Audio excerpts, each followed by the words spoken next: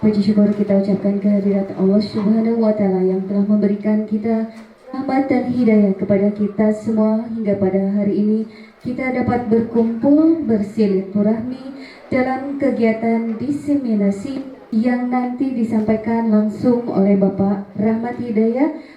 Salawat serta salam kita limpah curahkan kepada junjungan kita Nabi Muhammad Sallallahu Alaihi Wasallam. Kami ucapkan terima kasih atas kehadiran rekan-rekan sejawat yang telah memberikan perhatian khusus kepada teman-teman kami tercinta dalam kegiatan PGP Angkatan 9. Mudah-mudahan kegiatan ini membawa keberkahan dan kebermanfaatan bagi kita semua.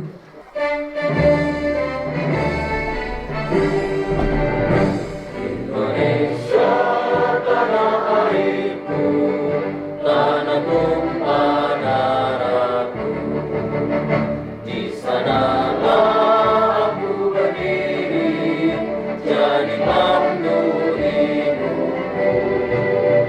Indonesia kebangsaanku, bangsa dan tanah airku, marilah kita berseru, Indonesia bersatu.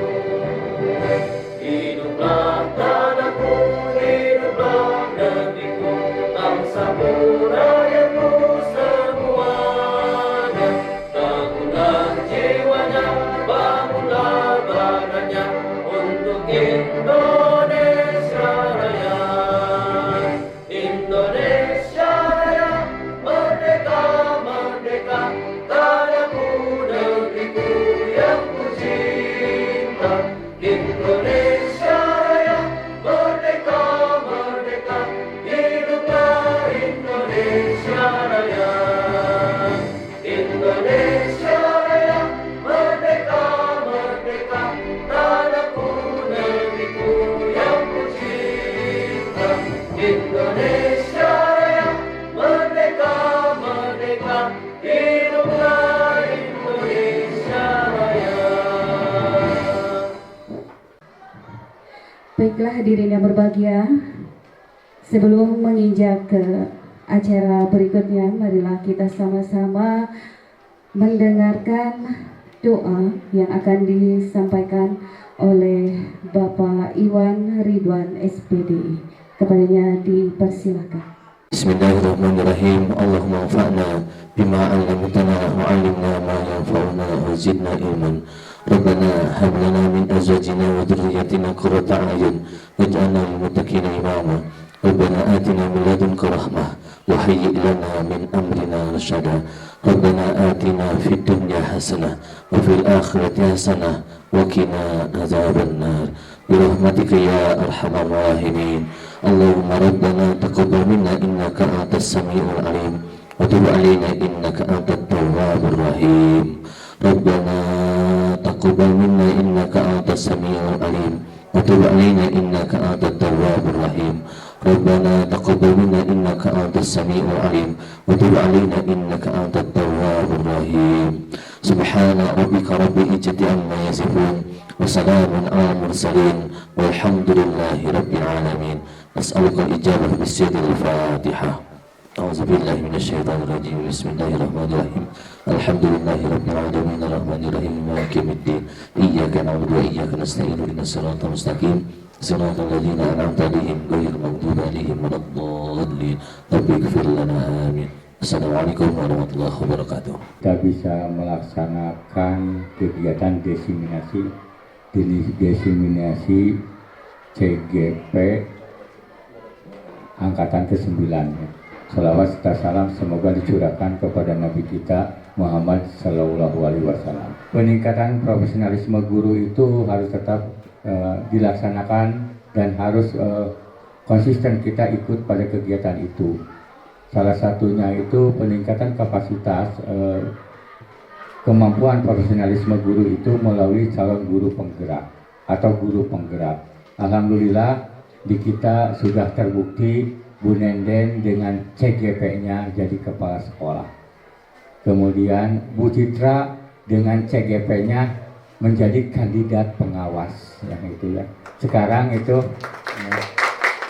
Pak Samsul, kemudian Pak Rahmat, ya, kemudian yang lain-lainnya, mudah-mudahan Pak Cegum juga, mudah-mudahan ya dimudahkan lah. Walaupun kita tidak bercita-cita untuk menjadi ya sedikit tahapan kita itu ke yang lebih tinggi, paling tidak kita bisa mensejajarkan diri kita dengan kemampuan-kemampuan teman kita di tempat-tempat yang lain. Karena pada hari ini sampai ke depan itu ternyata pengakuan profesionalisme guru itu selain dari mendapatkan sertifikat dan tunjangan, ya, profesionalisme guru itu juga dilihat dari apakah dia mengikuti guru penggerak atau tidak mengikuti guru penggerak. Maka dari itu harapan dari sekolah bahwa teman-teman yang lain bisa daftar dulu untuk mengikuti guru penggerak, lulus dan tidak lulus, berhasil tidak berhasil bukan urusan kita. Yang penting kita mau mencoba mendaftar pada guru penggerak apabila link itu terbuka untuk kita, ya. Karena tidak semua berkesempatan juga untuk mengikuti guru penggerak. Manakala itu ada di hadapan kita dan itu ada diberikan peluang kepada kita, maka manfaatkanlah peluang itu untuk kegiatan guru penggerak. Walaupun seperti tadi bahwa kita tidak berkehendak untuk menaikkan grade kita, baik itu menjadi kepala sekolah maupun menjadi pengawas. Kemudian selamat mengikuti diseminasi. Mudah-mudahan tahapan ini memberikan kemudahan khususnya kepada Pak Samsul dan juga kepada Pak Rahmat. Terima kasih atas perhatiannya. Billahi taufiq wal hidayah. Wassalamualaikum warahmatullahi wabarakatuh. Assalamualaikum warahmatullahi wabarakatuh. Alhamdulillahirrabbilalamin. Puji syukur kita panjatkan kepada Allah Subhanahu wa Ta'ala, di mana pada pagi yang cerah ini alhamdulillah kita bisa membersamai, bisa berkumpul di tempat ini dalam keadaan sehat walafiat. Terima kasih kepada Ibu Dati yang telah memberikan kesempatan untuk saya mendiseminasikan dalam kegiatan rangkaian kegiatan program guru penggerak CGP, calon guru penggerak angkatan ke-9. Dan mudah-mudahan kita semuanya dalam keadaan sehat walafiat. Amin ya Allah ya Rabbal alamin.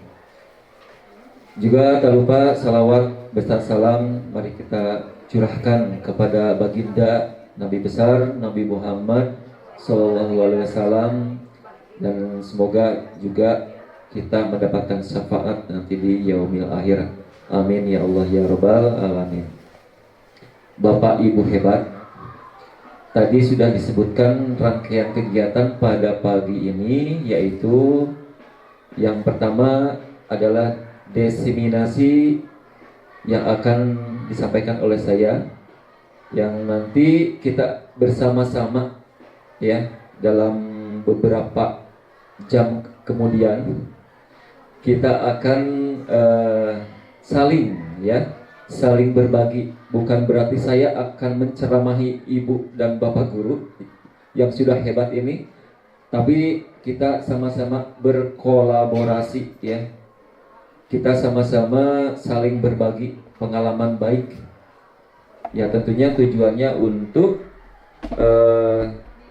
mewujudkan sekolah kita ini supaya pendidikannya berjalan dengan baik. Dalam kegiatan program guru penggerak angkatan 9 ini merupakan rangkaian yang harus dilalui oleh calon guru penggerak. Yang pertama, saya sendiri sudah melalui beberapa tahap ya. Yang pertama, kami mengerjakan di LMS. Itu ada beberapa modul yang harus diselesaikan. Yang pertama, modul pertama itu ada 4 sub ya. Yang pertama 1.1 itu tentang pemahaman pendidikan menurut filosofi Ki Hajar Dewantara. Yang kedua adalah 1.2-nya adalah nilai dan peran guru penggerak. Itu sudah dilewati materinya. Setelah itu 1.3-nya yaitu visi guru penggerak. Yang kemarin ada pendampingan, ada beberapa juga dari ibu yang ikut serta dalam diskusi tentang visi guru penggerak yang hubungannya dengan visi sekolah, perubahan, prakarsa perubahan yang ada di sekolah.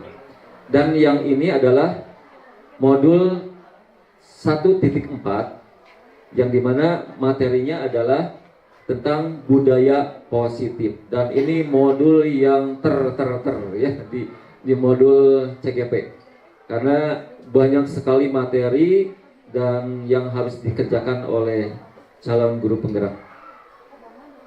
Kami berjargon, ada beberapa jargon juga yang sudah ada di status Bapak Ibu, yaitu kita harus menjalani, nikmati, dan syukuri. Itu beberapa, ternyata sama ya jargon ininya ya, karena ya harus dilalui, dijalani ya, dijalani, nikmati, dan syukuri.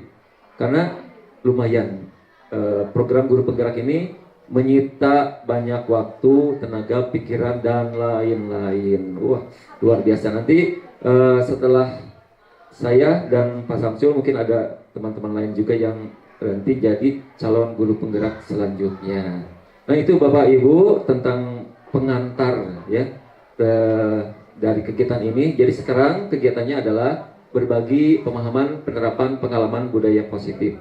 Kita santai sersan saja ya, serius tapi santai, tidak harus bagaimana ya.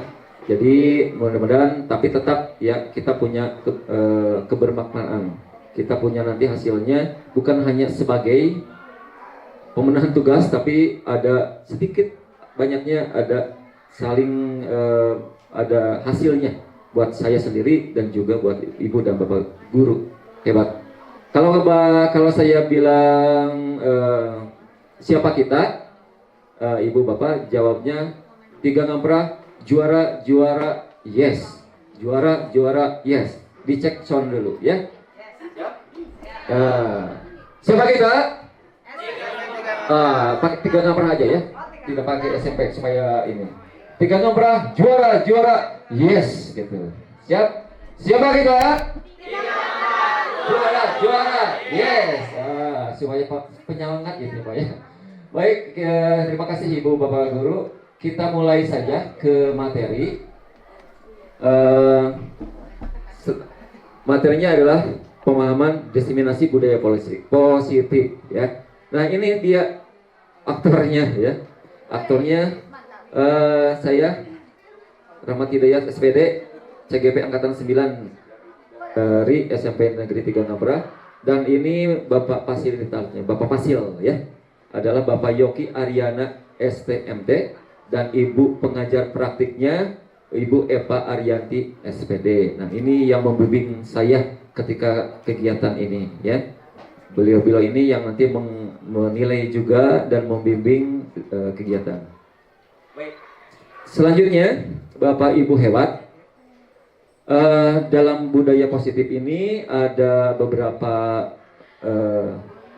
materi ya, yaitu yang pertama perubahan paradigma belajar, yang kedua disiplin positif, keyakinan kelas, kebutuhan dasar manusia, posisi kontrol, dan segitiga restitusi.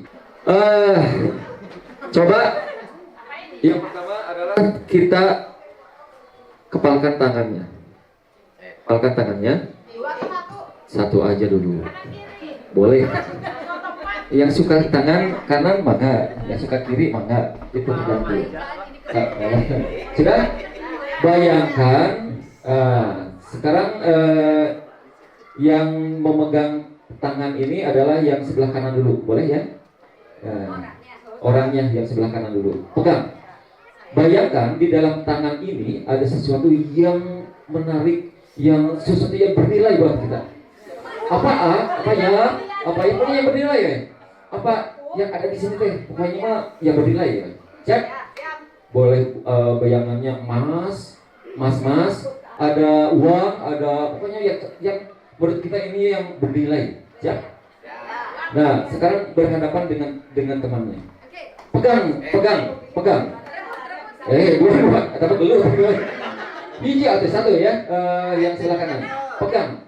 Ya boleh. Bukan gitu. Ya, caranya adalah yang sebelah kiri. Bagaimana caranya? Yang tangan itu harus terbuka. Mau disobok, ini pakai uang ya. Atau mau di elekete, atau mau digebuk. Bagaimana caranya? Si tangan itu terbuka oleh si pasangannya. Mau dielus-elus, Oke, siap ya. Bagaimana si tangan kanan itu supaya bisa terbuka oleh si pasangannya? Siap. Dia ada waktu 10 detik. Siap. 1, 2, 3. Silakan. Bujuk. Iya. Dibujuk. Bagaimana supaya si tangan itu terbuka? Dah? Oke. 1. Hitungan 5 sudah ini ya. 1, 2, 3, 4, 5 selesai. Oke, gantian. Bayangkan sama ya, membayangkan punya sesuatu yang berharga, yang bernilai di ibu-ibu atau bapak. Oh boleh, bisa. Mana ya? Boleh suami orang seorang. Simpan di sini. Gimana dibujuk oleh yang lawannya? Siap? Hitungan kita mulai ya. Siap? 1, 2, 3. Silakan dibujuk. So, lalu terbuka. Tanpa dipegang, terbuka dengan cara. Siap? Sudah? Baik. Hitungan 5 sudah selesai ya. 1, 2, 3, 4, 5. Oke, selesai. Benar? Oke, baik. Sekarang saya ingin ada tanggapan. Siapa yang terbuka, Cung? Yang terbuka. Nah. Ya, berbagi saja. Kamu berbagi? Iya. Kalau di suami.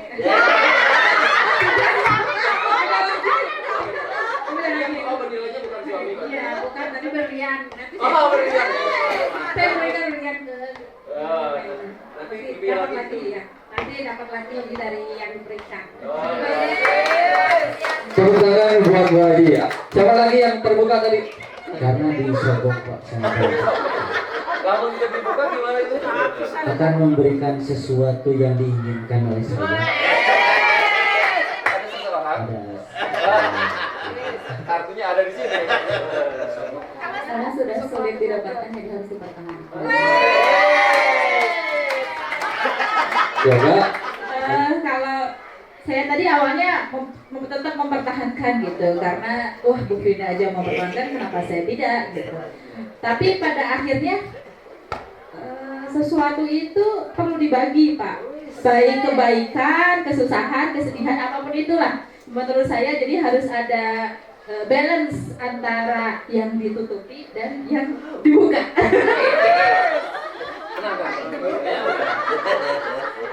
Jadi harus ya sebagian kita boleh buka, tapi tidak semuanya. Walaupun ada pengaruh dari luar, walaupun ada bujukan, sogokan, tapi tetap tidak akan mengeluarkan itu karena kesadarannya, keyakinannya kuat. Nah, ini dihubungkan dengan budaya positif. Nah, ini apakah Anda atau B membuka kepala tangan Anda? Mengapa? Alasannya tadi sudah ya disebutkan. Karena kalau yang terbuka ternyata ada dorongan dari luar, faktor eksternal itu. Terus yang apakah Anda dan B menutup kepala tangan Anda? Iya, menutup tadi kata Bu Bene. Karena alasannya apa? Karena saya tidak mau, ini keyakinan saya, kesadaran saya, ini sesuatu yang berharga, walaupun bagaimanapun pengaruh dari luar itu tidak akan terjadi atau tidak akan dirubah keyakinannya. Nah, dalam kegiatan ini sesungguhnya siapa yang memegang kendali atau kontrol untuk membuka atau menutup kepala menurut ibu bapak? Diri sendiri. Sepakat? Walaupun ada faktor luar, tadi dibujuk, walaupun tadi disogok, di apapun, tapi kalau dalam dirinya tidak mengeluarkan, tidak ada perasaan ingin mengeluarkan membuka tangannya, itu tidak akan terjadi. Kenapa tuh Pak tadi yang tadi ada yang terbuka karena ada bujukan? Ya itu bisa saja terjadi, tapi itu sifatnya sementara. Gimana kalau nggak ada lama tidak akan dibuka deh. Berarti karena itu kesadaran internalnya itu hanya sebagai sementara saja, tidak akan jangka panjang katanya. Kalau terjadi hanya dari faktor eksternal saja. Tetap yang paling utama adalah faktor internal dalam diri si individu itu tadi. Selanjutnya, nah ini ada miskonsepsi tentang makna kontrol, ya karena tadi kontrol diri, ya. Miskonsepsi. Yang pertama, ilusi guru mengontrol murid. Wah, wing sebenarnya. Ya guru, kamu gini ya, kamu harus segini gini. Nah itu ada ilusi bahwa guru itu bisa mengontrol muridnya. Pada dasarnya kita tidak dapat memaksa murid untuk berbuat sesuatu jikalau murid tersebut memilih untuk tidak melakukannya. Tadi kontrol, ya. Sieun da ku guru, akhirnya si kontrol dirinya ada karena sieun, karena takut ke guru, bukan kesadaran sendiri. Nah ini, jadi peran kita sebagai guru teh ilusinya, guru bisa mengontrol, padahal mengontrolnya itu bukan kita sebagai eksternalnya, tapi ketika dia berbuat itu karena dirinya sendiri sebetulnya bisa membuka, iya dari Pak Dadik ini saya siap mengeluarkan kesadaran saya sendiri untuk berbuat sesuai dengan keinginannya.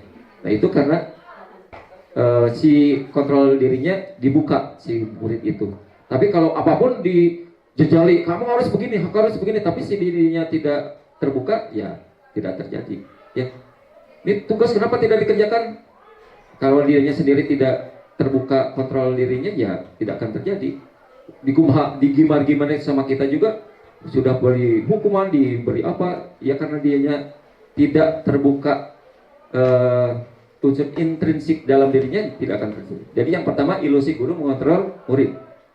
Selanjutnya, ilusi bahwa semua penguatan positif, efektif, dan bermanfaat. Ya, ini juga menjadi ilusi, artinya miskonsepsi dari kita. Yang ini biasanya termasuk saya juga. Oh iya, ternyata apa yang kita berikan walaupun penguatan positif, walaupun dianya tidak membuka diri, ya tidak akan terjadi seperti itu.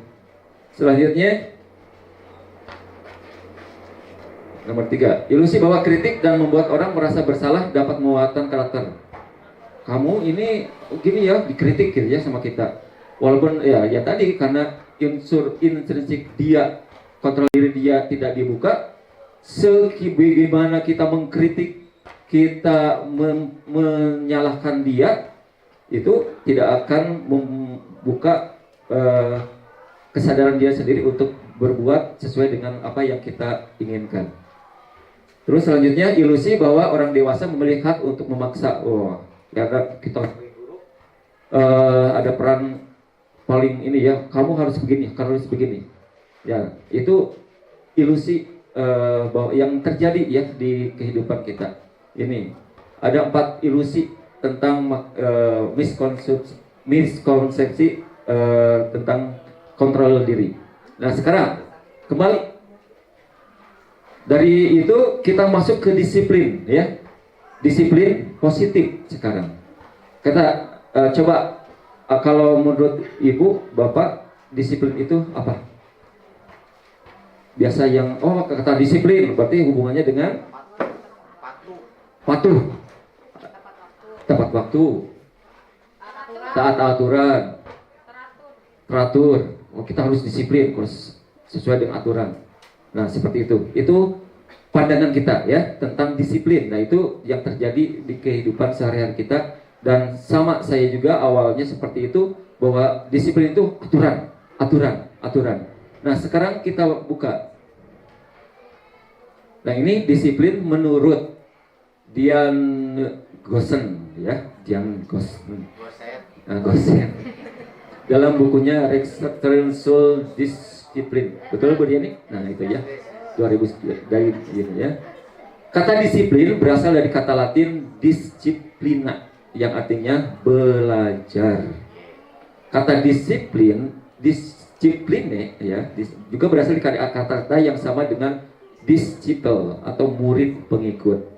Untuk menjadi seorang murid atau pengikut, seseorang harus paham betul alasan mengapa mereka mengikuti suatu aliran atau ajaran tertentu, sehingga motivasi yang terbangun adalah motivasi intrinsik, bukan ekstrinsik yang tadi kita peragakan.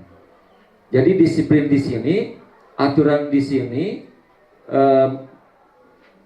si murid itu ada kemerdekaan. Ada kemerdekaan menurut Ki Hajar Dewantara, dihubungkan dengan pemahaman Ki Hajar Dewantara, bahwa unsur intrinsik itu yang paling harus kita pegang teguh di anak itu. Dengan ekstrinsiknya tidak akan berpengaruh banyak kalau unsur intrinsiknya belum terbangun. Itu kata Ki Hajar Dewantara. Nah ini jadi pemahaman kita, aturan itu hanya sebagai unsur ekstrinsik saja. Siswa dilarang membuang sampah misalnya, ya. Kalau itu kan pemahaman dari luar buat si anak.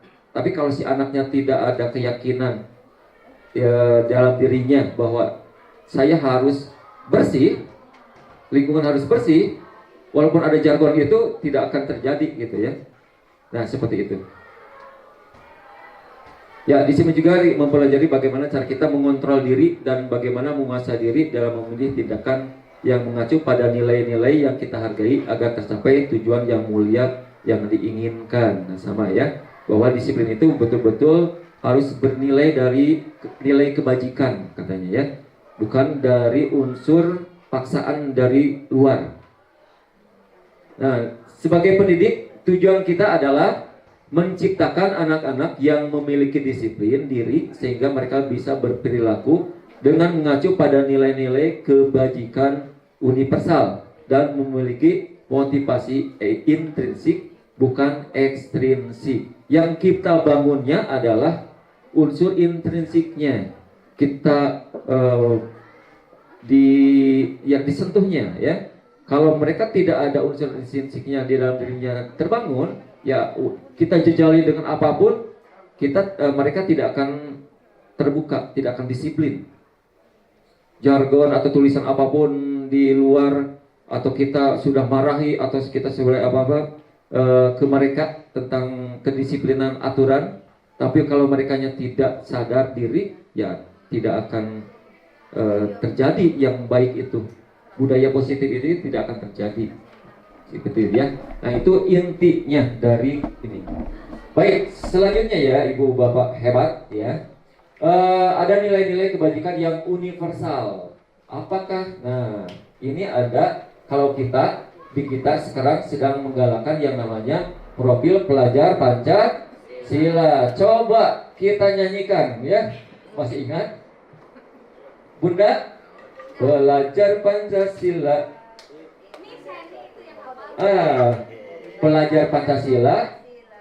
Pelajar Pancasila beriman dan bertakwa pada Tuhan Yang Esa dan berakhlak mulia, berkebinekaan global, terus bergotong royong mandiri, kreatif dan bernalar kritis. Nah, ulangi ya.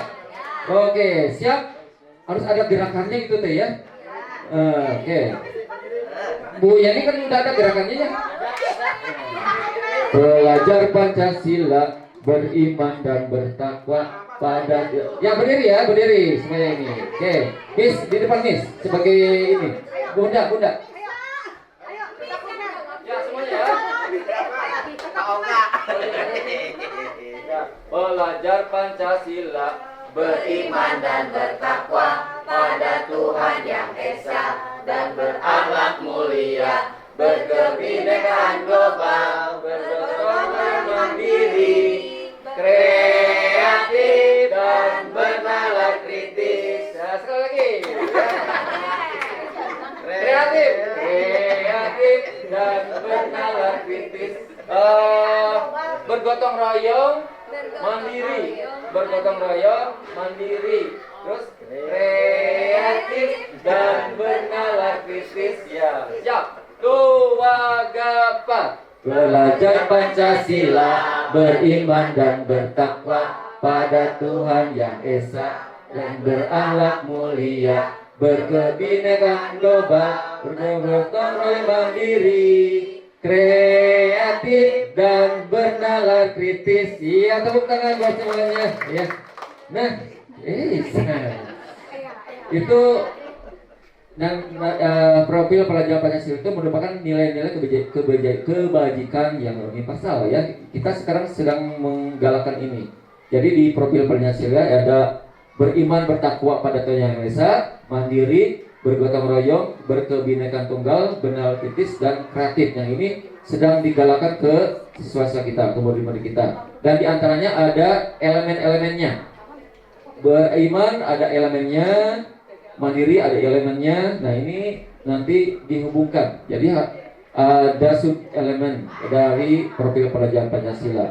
Nah ini yang namanya nilai-nilai kebajikan. Ya, semua ini nilai-nilai yang harus ditanamkan kepada murid-murid kita. Ya, ada beriman, tentu kita murid kita harus punya religius yang tinggi ya. Mandiri dengan kemandiriannya, bergotong royong, kerjasama ya, berkebinekaan global itu tentang kita harus cinta tanah airnya ya, ini berbudaya, mengenal budaya, komunikasi dan interaksi antar budaya. Nah itu kebinekaan global. Bernalar kritis ini ada memperoleh informasi, analisis dan refleksi. Kreatif, gagasan orisinal, karya orisinal, keluasan berpikir. Ini di pelajar di ini ya. Nah, ini ada beberapa. Ini bukan hanya di kita. Ini ada di IBO Primary Years Program. Nah, ini sama ada punya nilai-nilainya.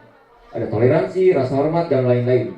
Ya, jadi semua juga ditanamkan yang namanya nilai-nilai kebajikan di dalam pendidikan yang di IBO Primary ya, bukan hanya di Indonesia. Terus yang ketiga 9 pilar karakter Indonesian Heritage Foundation. Nah ini di komunitas ini di sana juga ada mereka membuat nilai-nilai kebajikannya apa saja. Ada cinta Tuhan, senam cintaannya dan lain-lain. Diterapkan supaya di heritage ini ada ini gitu, ada nilai-nilai kebajikannya. Selanjutnya ada juga di petunjuk seumur hidup keterampilan lifelong ini ya. Resilience and life skill, keterampilan hidup.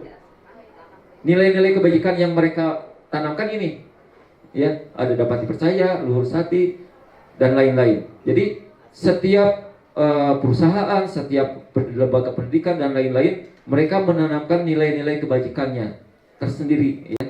Termasuk kita di Indonesia tadi kita sedang menggalakkan nilai-nilai kebajikannya adalah dari profil pelajar Pancasila. Menurut Ibu yang paling mengena yang mana?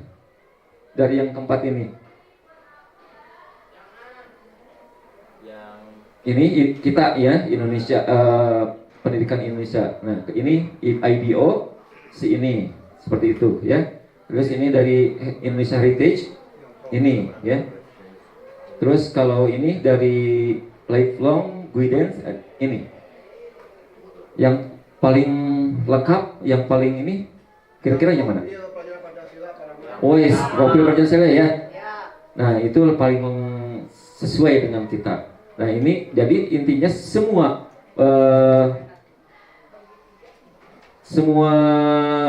lembaga pendidikan itu mempunyai nilai-nilai kebajikan yang harus ditanamkan. Nah ini juga petunjuk hidup, ada peduli, penalaran, bekerja sama, kebenaran, keingintahuan dan semuanya ini juga harus ditanamkan di murid-murid kita. Ini masih ada ternyata ya.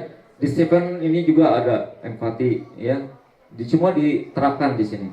Nah, ini adalah The Virtuous Project, proyek nilai-nilai kebajikan. Ada beberapa yang nilai-nilai kebajikan yang harus ditanamkan oleh ini ya. Peduli, rajin, keterus-terangan, kebersihan, komitmen, belas kasih dan lain-lain. Nilai-nilai kebajikan ini nanti bisa diterapkan di kelas. Ya, di sekolah juga di kelas. Nanti biasanya kan ada kesepakatan kelas seperti tadi di awal saya ya. Kita buat kesepakatan kelas ketika kita melakukan ini. Apa nilai-nilainya yang akan ditanamkan kepada mereka? Nah, ini diantaranya kata-kata dari nilai-nilai kebajikan.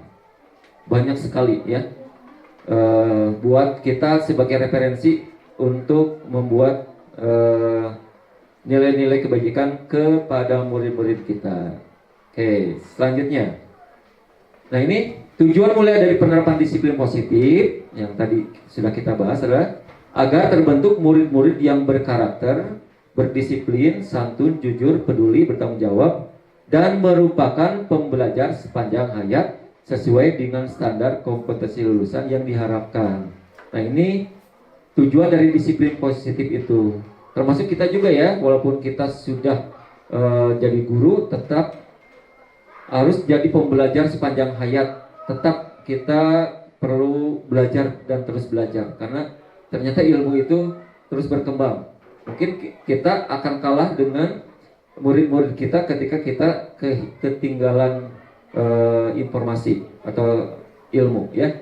Selanjutnya, dalam kehidupan ini selain di dalam diri sini ada yang namanya motivasi ya.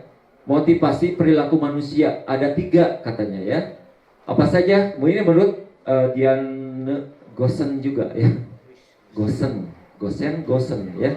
Dalam bukunya Restructuring School, disiplin menyatakan ada 3 motivasi. Apa saja? Yang 1, menghindari ketidaknyamanan atau hukuman. Menghindari ketidaknyamanan dan hukuman. Ternyata itu ada 3 motivasi. Kita sebagai manusia itu ingin menghindari ini. Itu nyaman, dengan ya seperti ini. Tingkat terendah dari motivasi perilaku manusia adalah orang yang memotivasi perilakunya untuk menghindari hukuman. Ke sekolah itu karena siun Bu Ari misalkan gitu. Karena aduh Bu Ari jam ke-1 saya harus datang tidak terlambat. Nah, itu ini. Ya, untuk menghindari ketidaknyamanan dan hukuman. Ya, contoh kecilnya. Terus yang kedua katanya motivasinya untuk mendapatkan imbalan penghargaan. Nah, imbalan dan penghargaan juga ternyata ini menjadi motivasi yang ada selain tadi menghindari hukuman. Nanti kalau masuk Parahmat mah akan diberi permen misalkan itu. Makanya sekolah, kepayoga mah kayak diberi periwit misalkan itu ya. Di periwitan satu-satu yang dapat ini. Ya, itu karena ini motivasinya ada penghargaan ya, mendapatkan penghargaan, pujian. Nah, ini satu tingkat di atas motivasi yang pertama. Di sini orang berperilaku untuk mendapatkan imbalan dan penghargaan yang lain. Nah, itu ya. Nah, selanjutnya adalah yang ketiga. Nah, ini untuk menjadi orang yang mereka inginkan dan menghargai diri sendiri dengan nilai-nilai yang mereka percaya. Ini adalah nilai yang harus motivasi yang harus ditanamkan. Yang pertama menghindari hukuman, yang kedua penghargaan, dan lain. Ini orang dengan motivasi ini akan bertanya, akan menjadi orang seperti apa apabila saya melakukannya dari dalam diri sendiri. Berarti bukan karena ada hukuman, siun pada adik jadi belajar itu jadi sungguh-sungguh gitu. Kalau tidak ada pada adik itu biasa dewe gitu, paksa. Saya ke kelas itu ada Pak Yoga, karena biasanya kalau Pak Yoga itu kalau bertanya itu akan mendapat nilainya langsung gede atau dapat sesuatu. Karena tidak ada Pak Yoga, ya sudah kembali lagi ke. Tapi kalau ini motivasinya seperti ini, mereka melakukan sesuatu karena nilai-nilai yang mereka yakini dan hargai. Oh iya, saya itu harus belajar. Kalau belajar akan mendapatkan ilmu. Kalau saya tidak ke kelas berarti saya tidak dapat ilmu. Keyakinannya berarti walaupun tidak ada guru, tidak ada apa-apa, tidak ada hukuman, tidak ada penghargaan, mereka dengan sendirinya ke kelas gitu. Inisiatif sendiri, betul. Jadi motivasinya internal, bukan eksternal tadi, kembali ya, kata kuncinya. Selanjut. Nah, hukuman dan penghargaan. Coba kebaca, Bu. Oke, mangga ada waktu 1 detik. Ini ya, dibaca. Ya, saya bantu baca ya. IPA kurang menguasai pelajaran matematika. Nah, Bu, ya. Sehingga pada suatu saat pada saat pelajaran tersebut berlangsung, dia lebih banyak berdiam diri atau menggambar di buku pelajarannya. Pada saat guru matematikanya Pak Seno menanyakan pertanyaan IPA menjadi gugup dan tak sengaja menjatuhkan tasnya dari kursi, serta tiba-tiba menjadi gagap pada saat berupaya menjawab. Seluruh kelas pun tertawa melihat perilaku IPA yang bicaranya tergagap dan terkejut tersebut. Pak Seno pada saat itu membiarkan teman-temannya IPA menertawakan IPA yang tergagap dan malu luar biasa, dan malahan minta IPA untuk maju ke depan dan berdiri di depan kelas sambil menunjuk hidungnya. Karena tidak bisa menjawab pertanyaan Pak Seno. Kelas makin gaduh dan anak-anak pun tertawa melihat IPA di depan kelas memegang ujung hidungnya. Nah, pertanyaannya, apakah Anda setuju dengan tindakan Pak Seno terhadap IPA? Nah, mengapa? Yang kedua, menurut Anda, tindakan Pak Seno terhadap IPA adalah sebuah hukuman atau konsekuensi? Mengapa? Mangga. Siapa yang mau menanggapi? Karena tindakannya tersebut lebih kepada hukuman. Nah, sedangkan kemudian yang kedua, menurut apa yang keduanya Pak, tindakan Pak Seno terhadap IPA adalah sebuah hukuman atau konsekuensi? Nah, kalau buat saya itu adalah hukuman, Pak.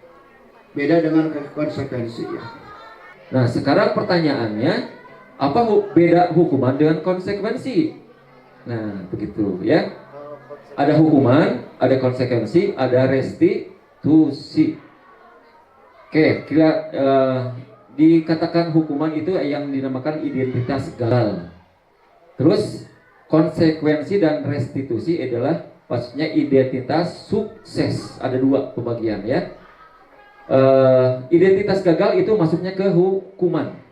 Identitas sukses dimasuknya ke dalam disiplin. Ada konsekuensi, ada restitusi. Coba kita lihat. Ada hukuman, sesuatu yang menyakitkan harus terjadi. Karena kamu lari, oh ya, kan ada sesuatu yang menyakitkan itu ya terjadi ke anak. Kebu, kamu, ya, tulis 100 halaman gitu. Itu hukuman ya. Diam di benar. Nah, terus kalau konsekuensi yang benar, sesuatu harus terjadi. Restitusi bagaimana? Restitusi merupakan pilihan. Apa bedanya menurut Ibu dan Bapak? Sesuatu yang menyakitkan terjadi, konsekuensi sesuatu harus terjadi. Restitusi merupakan pilihan. Berarti bagaimana hubungannya? Ada yang bisa menanggapi?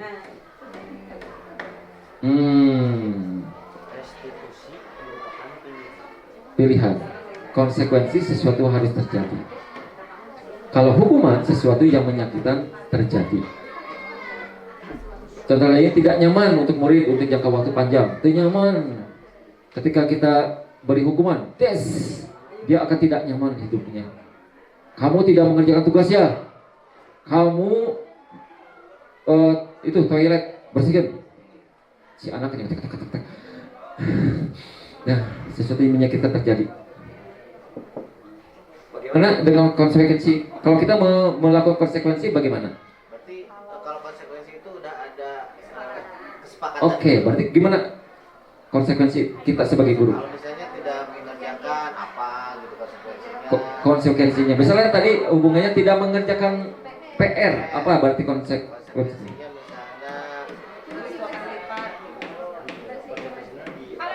tapi kalau hukuman pun maksudnya gini, konsekuensinya kita kan sudah disetujui dulu nih. Misalnya kalau dari awal dulu misalnya bersihin WC, itu bisa kan dilakukan? Bisa. Itu hukuman. Oh, itu hukuman. Tapi tetap hukuman masuk. Jadi kumaha tuh? Walaupun si murid yang milih, Pak. Iya. Tapi hubungannya kalau hukuman dengan yang konsekuensi restitusi bedanya adalah dengan nilai keseimbangan dari antara tindakan dan hukumannya. Mengerti atau tidak? Tidak. Nah, seperti hukuman. Kan kalau tadi dia tidak mengerjakan PR, ya, mengerjakan PR. Artinya kalau mengerjakan kan dikertaskannya, misal PR matematika.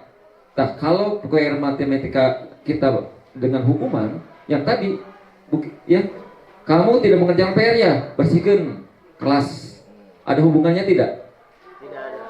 Berarti sesuatu yang harus terjadi itu tidak di luar Tidak dengan berkaitan. pembelajaran. Tidak berkaitan dengan konten apa kasusnya. Ya udah kerjain tugas di luar. Kamu kerjakan tugas di luar. Masuknya kemana? Hukuman atau konsekuensi menurut ibu? Konsekuensi karena masih ada hubungannya dengan Masih ada hubungannya. Nah, berarti masuknya ke konsekuensi. Kamu tidak mengerjakan tugas ya? Oh iya Pak, silakan di luar. Karena konsekuensi antara Bapak dan kamu, kalau di awal kan ada kesepakatan kelas, ternyata ada kesepakatan kelas itu. Kalau tidak mengerjakan nanti di luar. Itu konsekuensi. Ada kaitannya dengan tadi tugasnya? Ada. Beda dengan yang awal tadi hukuman? Beda kan ya? Bentuknya. Yang tadi mah kamu tidak mengerjakan PR, sok bersihkan WC. Itu tidak ada kaitan ya. Kalau ini yang tadi yang barusan kata Bu Isti, kalau begitu gimana Pak? Ada kesepakatan kelas, ada aturan antara aku dan dikau. Itu konsekuensi.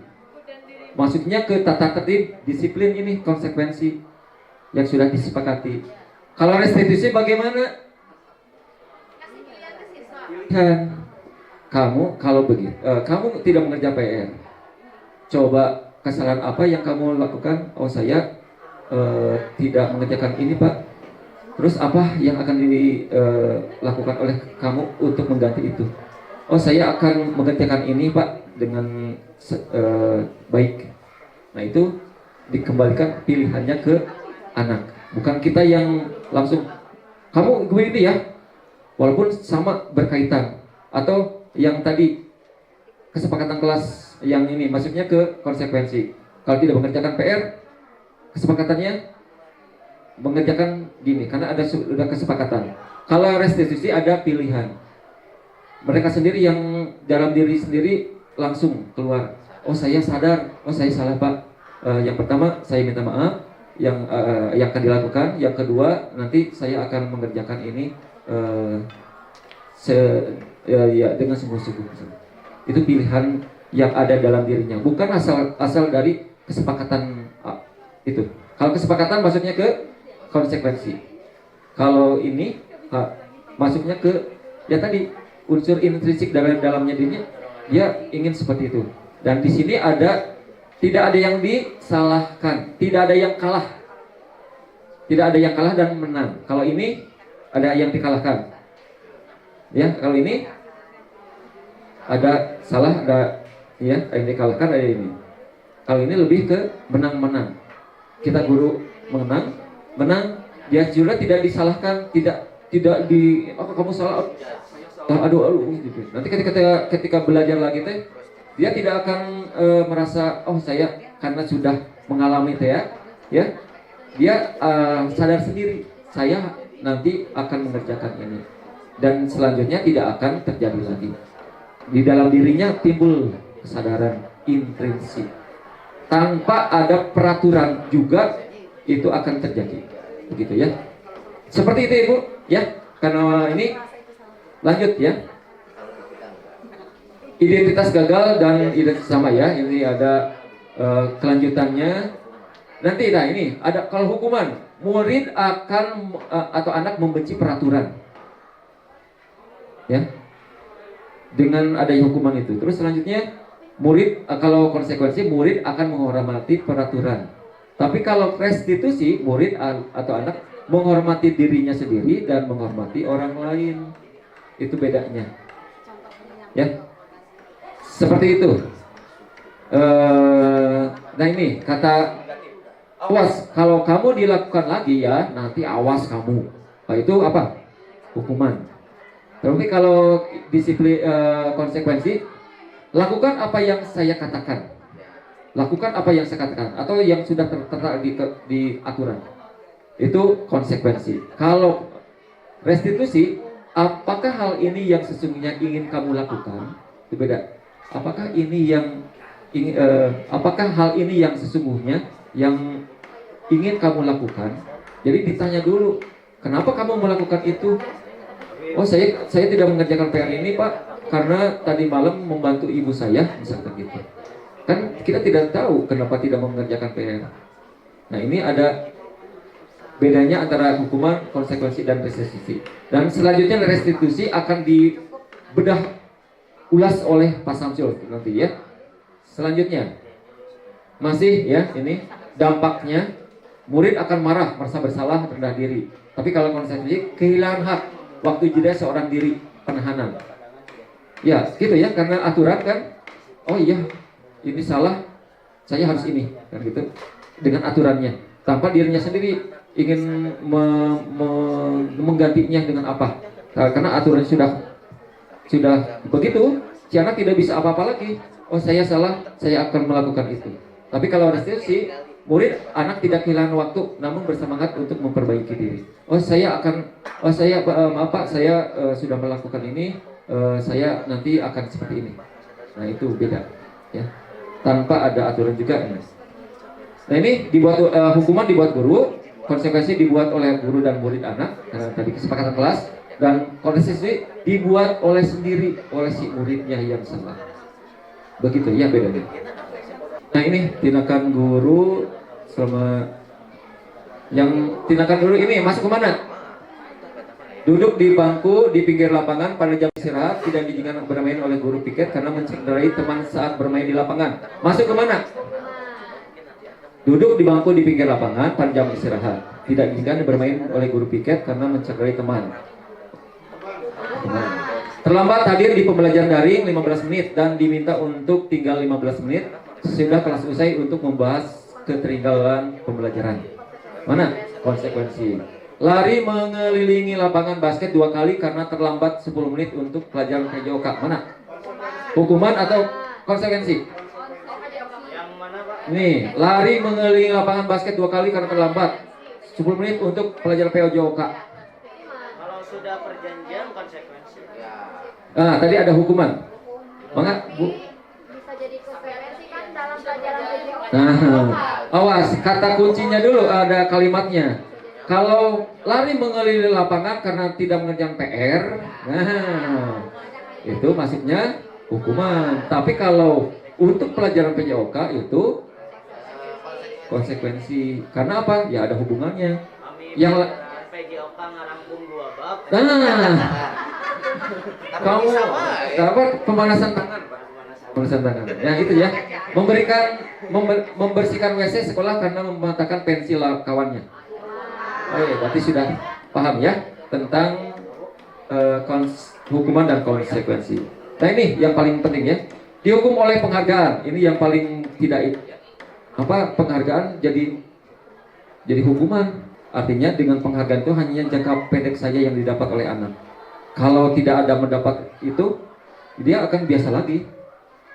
Waktu nanti ini ya, nah, seperti itu kan biasa anak minta itu ya.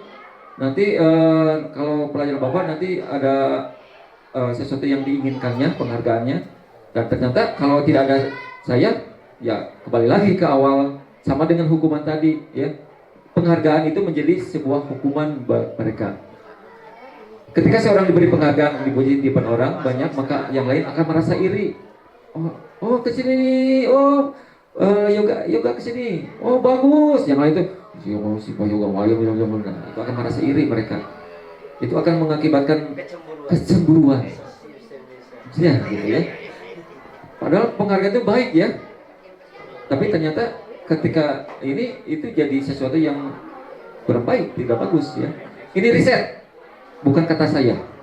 Dalam sebuah percobaan, sekelompok anak laki-laki berusia 9 tahun diminta untuk melihat gambar-gambar wajah yang ditampilkan di layar. Dan mereka harus memberitahukan jika wajah-wajah tersebut sama atau berbeda, gambar-gambar tersebut hampir sama.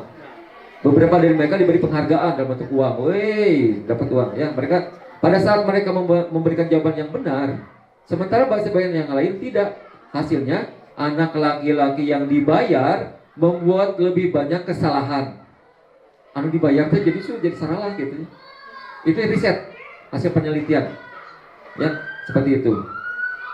Terus riset kedua, anak-anak diminta mengingat kata-kata tertentu. Kemudian mereka diminta mengambil kartu yang berisi kata-kata yang diingat tersebut setiap kali muncul. Beberapa anak diberikan permen setiap mereka memberi jawaban yang benar. Dan sebagian yang lainnya hanya diberitahu saja bila jawaban mereka benar. Hasilnya, nah ini riset, bukan bukan pengalaman. Artinya riset itu dari penelitian. Anak-anak yang mendapatkan permen, jawabannya banyak yang tidak tepat dibandingkan anak-anak yang diberitahu jawabannya benar. Dengan adanya diiming-iming, itu ternyata si ininya tidak terjalan dengan baik ternyata ya. Jawabannya jadi ngaco. Beda dengan yang tidak diberi iming-iming, dia akan lebih sesuai dengan kemampuan dia. Nah, seperti itu. Nah, penghargaan juga mematikan kreativitas, gitu ya. Terus penghargaan menghukum. Mereka yang tidak mendapatkan penghargaan, misalnya dapat sistem ranking. Mereka yang mendapatkan ranking kedua akan merasa paling dihukum. Kejadian ini ya. Kamu, orang tua kan kejadian gitu. Kamu kenapa jadi ranking 2? Atau dapat kemarin kan 1, sekarang yang 2. Merasa bersalah padahal ranking kedua. Dia akan tersalahkan oleh orang tuanya. Nah itu penghargaan yang menghukum. Maka memang ranking itu kurang tepat itu ini ya. Penghargaan tapi akhirnya menghukum. Gunung. Nah, jadi kecil ini. Masih. Motivasi dalam diri udah ya. Jadi akhirnya tadi kata kunci untuk disiplin positif ini adalah unsur dalam diri sendiri atau unsur intrinsik. Terus hukuman, penghargaan itu bisa jadi sesuatu yang kurang bagus dilakukan oleh guru, oleh kita, yang hukuman otomatis itu akan membebani mereka. Penghargaan juga itu bisa jadi hukuman buat mereka. Yang paling bagus ada apa?